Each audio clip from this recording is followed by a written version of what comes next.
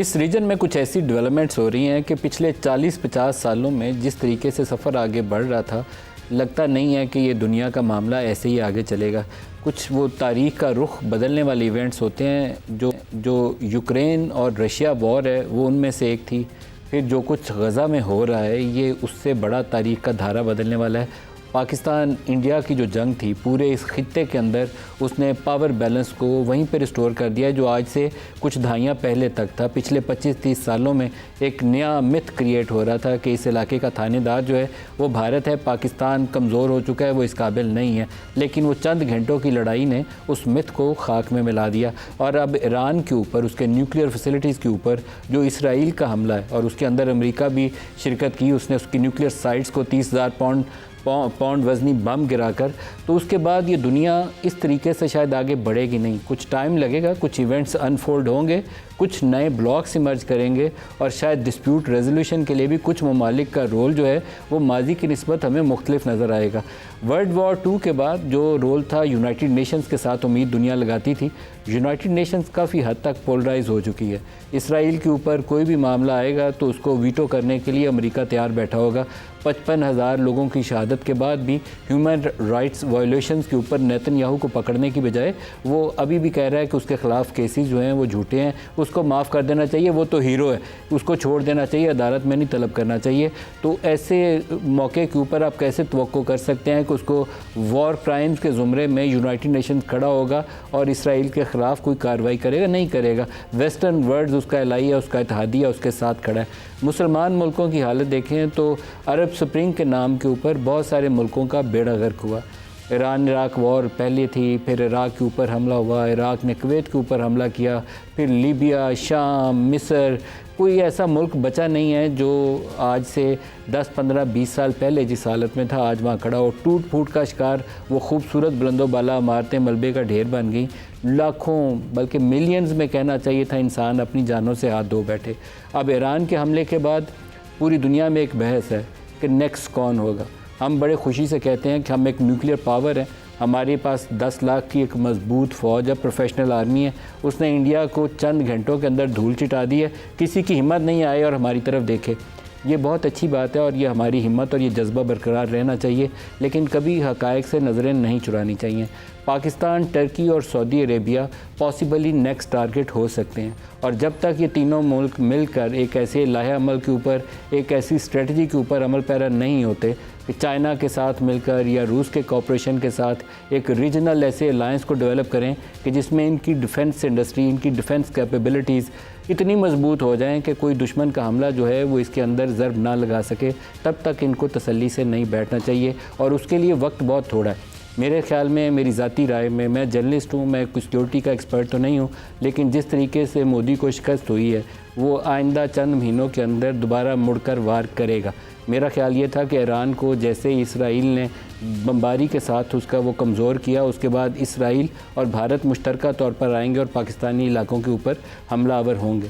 اسرائیل کے اوپر جو میزائل گرے، چند ہی گرے، بہت زیادہ میزائل نہیں گرے، لیکن ان چند میزائلوں سے ہی وہ اتنا بکھلا گیا کہ اس کے بعد امریکہ کو آ کے بمباری کرنی پڑی۔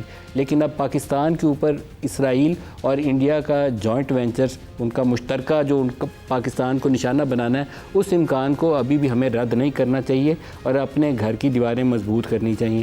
نہ صرف دیواریں مضبوط کرنی چاہیے بلکہ گھر کے اندر موجود جو لوگ ہیں ان کے درمیان جو فاصلے ہیں اس کو مٹا کر ان کو قریب لانے کی کوشش کرنی چاہیے۔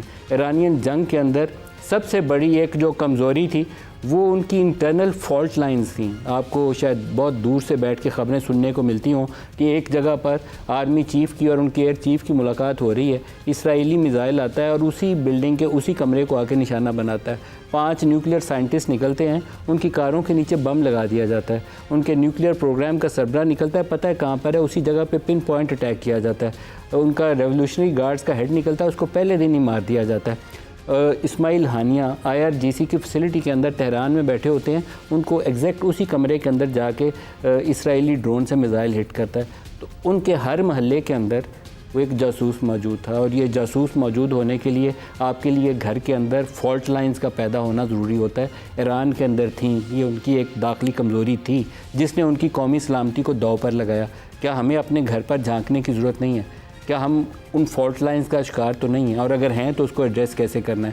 امریکی صدر کے جو بیانات ہیں وہ بہت اچھے لگتے ہیں کانوں پہ جب سنتے ہیں کہ وہ پاکستان کے لیے کہتے ہیں کہ آئی لو پاکستان، آئی لو پاکستان.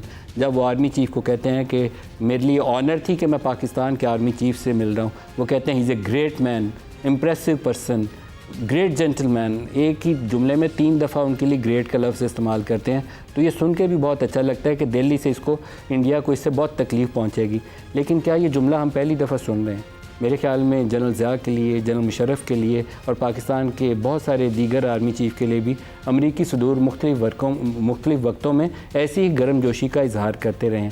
لیکن اس سے قطعاً یہ نہیں سمجھنا چاہیے کہ امریکہ کو پاکستان سے بہت ہی دلی لگاؤ یا خاصی محبت پیدا ہو گئی ہے. عام طور پر جب ان کو اپنے فورن پالیسی گولز کو اچیو کرنا ہوتا ہے تو پاکستان کو وہ سینے سے لگاتے ہیں. وہ کہتے ہیں پاکستان ہمارا میجر نان نیٹرل الائی ہے، لیکن جیسے ہی وہ آبجیکٹیوز اچیو ہوتے ہیں تو پاکستان موسٹ سینکشنڈ الائی بن جاتا ہے. تو ہمارے پاس کیا اسٹریٹجی ہونی چاہیے، کیا حکمت عملی ہونی چاہیے، یہ آج کے پروگرام میں ہم اس کے اوپر بات کریں گے. جو ہمارے پاس شرکا ہیں لاہور اسٹوڈیوز میں. میں عام طور پہ اسلام آباد پروگرام کرتا ہوں، تو جب لاہور آتا ہوں تو آغاز کرتے ہوئے میرے منہ سے سب سے پہلے اپنے شہر اسلام آباد کا ذکر آتا ہے. لیکن میرے 2 شہر ہیں، 3 شہر بلکہ کہنا چاہیے. By birth I belong to Sheikhupura, تو میری زندگی لاہور اور شیخوپورہ میں ابتدائی ساری گزری ہے. تو یہ بھی میرا گھر ہے اور اسلام آباد بھی میرا گھر ہے. تو آج کے پروگرام میں میرے ساتھ مہمان شخصیت ہیں سینیٹر ولید اقبال صاحب، پاکستان تحریک انصاف کے رہنما. بہت شکریہ سر آپ ہمارے ساتھ شامل ہیں. تھینک یو جی. اس کے علاوہ رانا ثناء اللہ خان وزیر اعظم کے مشیر ہیں سیاسی امور، وہ ہمارے ساتھ ہیں. اور اس کے علاوہ سردار مسعود خان، پاکستان میں آزاد جموں اینڈ کشمیر کے سابق صدر بھی، پاکستان کے سابق سفیر بھی اور بہت بڑے اینالسٹ بھی جو دنیا کی سیاست کے اوپر، سفارتی محاذ کے اوپر بڑی گہری نظر رکھیں. سب کو خوش آمدید. ولید صاحب آپ سے پروگرام کا آغاز کروں گا. ایران جنگ کے بعد کیا لیسنز ہیں جو ہمیں سیکھنے چاہیے، جن سے سبق حاصل کرنا چاہیے؟ جی سب سے پہلے تو good to see you, no pun intended. بڑا عرصہ ہو گیا، میں ٹریول بھی کر رہا تھا، آپ کے شو میں بھی نہیں اور اسٹوڈیو میں آپ کے ساتھ نہیں. تو ہیپی ٹو بی ہیئر. اور دوسرا مجھے وہ ایک تصویر یاد آ رہی ہے جو قائد اعظم کی کھینچی ہوئی تھی. درمیان میں وہ کھڑے ہیں اور دونوں سائڈز پہ ایک لیڈی ماؤنٹ بیٹن ہے اور لارڈ ماؤنٹ بیٹن ہے. تو قائد نے اس تصویر کو ایک اپنی طرف سے ایک دیا لقب کہ اے تھورن بٹوین ٹو روزز. تو یہ جو آپ نے دوسرے مہمانوں کا تعارف کرایا ہے، رانا صاحب کا اور خان صاحب کا، مجھے لگ رہا ہے کہ میں وہ تھورن بٹوین ٹو روزز ہوں.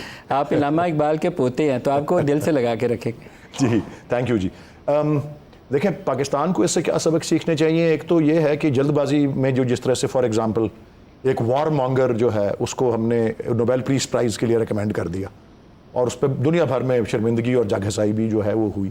یہ تو ایک چھوٹی سی بات ہے، بٹ جو اصل بڑی بات ہے وہ یہی ہے جو میں سمجھتا ہوں، وہ یہ ہے کہ ہمیں شکریہ ادا کرنا چاہیے ان تمام لوگوں کا جو موسٹلی اب تو اس دنیا میں نہیں ہے، جنہوں نے پاکستان کے نیوکلیئر پروگرام کو جو ہے رکنے نہیں دیا. ڈاکٹر عبد القدیر سمیت تمام سائنٹسٹ اور وہ تمام لوگ جو اس وقت حکومت میں تھے، فائنانسز انشور کرتے رہے، اس کی سیکیورٹی انشور کرتے رہے، سب کو سلام ہے. بالکل جی بالکل. کیونکہ میں بذات خود تو اور نیوکلیئر جو ویسے ایک بطور جو ایٹمی ہتھیاروں کا استعمال ہے اس کا تو ایک ہی مثال دنیا کی تاریخ میں موجود ہے. اور وہ تو کتنے اب تو 70-80 سال کے زیادہ اس کو ہو گئے ہیں یا اس کے قریب ہو رہے ہیں.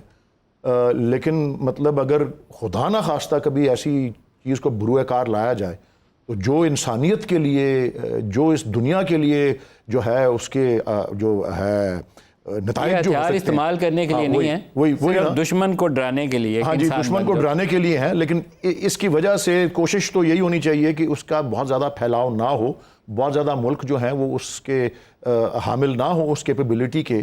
اسی لیے نان پرولیفریشن وغیرہ کی بات ہوتی ہے. لیکن پھر یہ بھی واضح ہو گیا ہے کہ جن ملکوں کو کے وجود کو خطرہ ہے کسی دشمن سے، جس طرح پاکستان کو ہندوستان سے اس دن ہو گیا جب انہوں نے 1974 میں یہ اپنا کیا اقدام نیوکلیئر کیپیبلٹی حاصل کرنے کا. پہلے 74 میں کیا، پھر 98 میں بھی انہوں نے 98 میں کیا. لیکن شروع تو پھر جب اس کے بعد سابق وزیر اعظم مرحوم ذوالفقار علی بھٹو نے پھر یہی کہا تھا کہ گھاس کھا لیں گے ہم لیکن اس کو ہم کیپیبلٹی کو جو ہے اس کا پرسوٹ نہیں چھوڑیں گے.